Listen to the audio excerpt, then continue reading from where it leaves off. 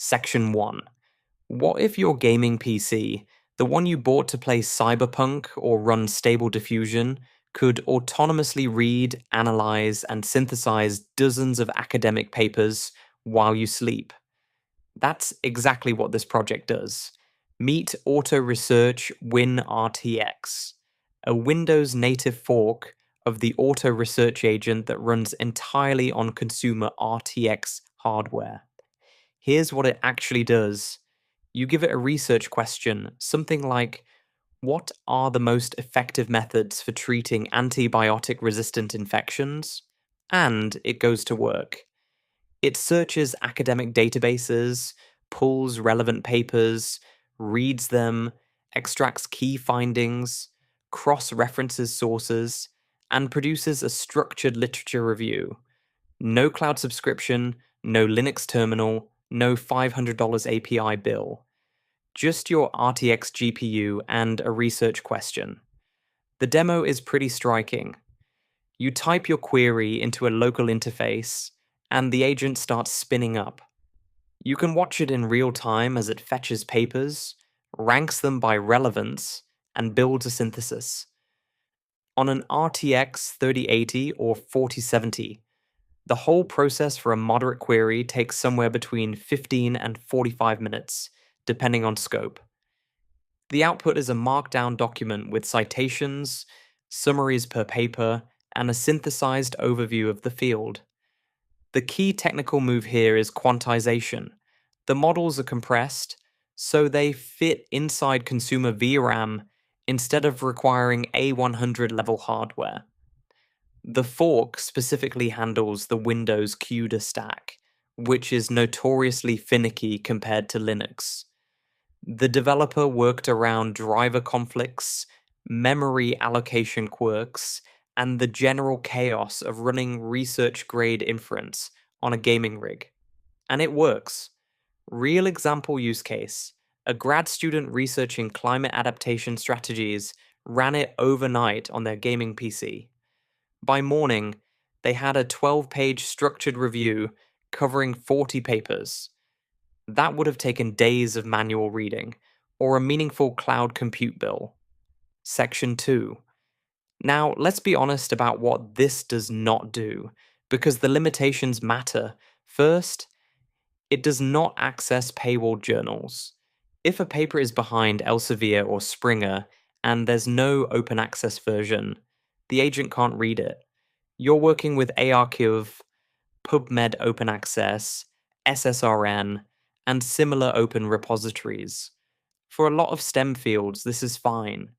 For humanities or clinical medicine, you'll hit walls fast. Second, the quality of synthesis is uneven. The agent is good at summarizing individual papers. It's less reliable at identifying genuine contradictions between studies or catching methodological flaws. It will confidently synthesize things that a domain expert would flag as problematic.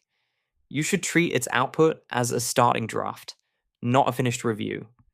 Third, hardware requirements are real. The README says RTX GPU, and they mean it. This is not going to run well on integrated graphics or older NVIDIA cards without significant VRAM. You're looking at 10 GB plus VRAM for the comfortable operation. GTX cards are mostly out. And even with the Windows fixes, setup involves Python environments, model downloads, and some tolerance for command line troubleshooting. Fourth, it's slow by cloud standards. A research service running on distributed GPUs might do this in 3 minutes. Your gaming PC does it in 30. That's a real trade-off. It's fine for overnight runs. It's not a real-time tool. Fifth, the project is a fork maintained by one developer. It's not a product with a support team. Things may break with driver updates or model updates. You're in early adopter territory here. Section 3. So what could this realistically become? The most plausible near-term improvement is better source coverage. If the agent learns to interface with more open repositories, Europe PMC, Semantic Scholar's full API, institutional open access repositories, the gap from paywalled content gets smaller. This is already a direction the broader auto research project is moving. Another realistic development: better hallucination detection. Right now, the synthesis can confabulate. Adding a verification pass, where the agent checks its own claims against the source text it pulled, is technically feasible and would significantly raise the reliability of outputs.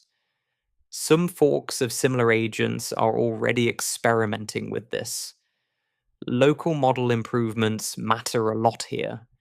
As quantized local models get better, and they are getting better fast, the quality ceiling on what this agent can do rises without any changes to the codebase itself. A quantized model that runs in 12 VRAM today is genuinely better than what was available 18 months ago. And here's an interesting angle for educators.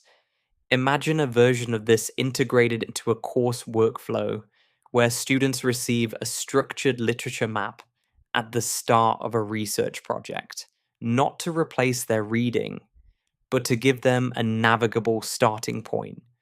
That's a plausible, near-term pedagogical application that doesn't require any cloud infrastructure. If this project or something like it gets packaged into a simple installer with a GUI, it could reach a much wider audience: teachers, independent researchers, journalists doing background research. The technical lift for that packaging is real, but not enormous. Section 4. Why does this project exist? What problem is it actually solving?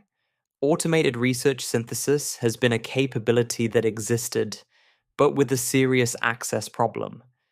The original auto research tooling assumed a Linux environment and either expensive API access to frontier models or serious cloud compute.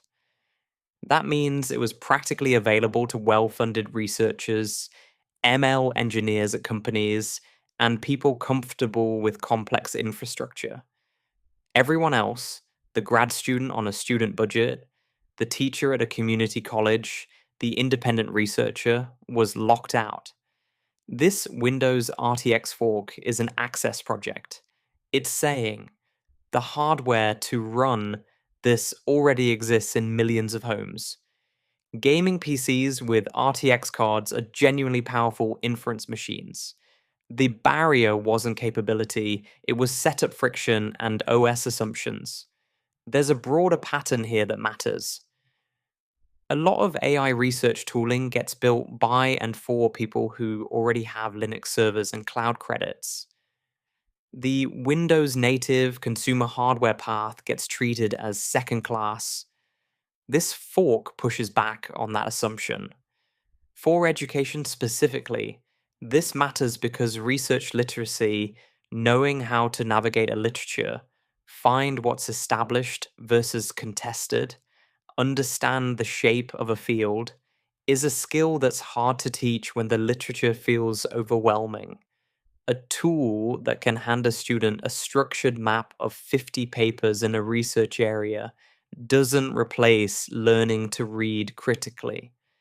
It makes the learning accessible enough to actually start. The project exists because someone with a gaming PC and a research question decided to remove the wall between them. That's a good enough reason. If you want to run your own deployment, DigitalOcean is worth looking at for when you eventually want to host a persistent version that runs without tying up your gaming rig. Their GPU droplets are straightforward to configure and well documented. Link in the description. If you've tried running local research agents on Windows, tell us in the comments what worked and what didn't. We read everything.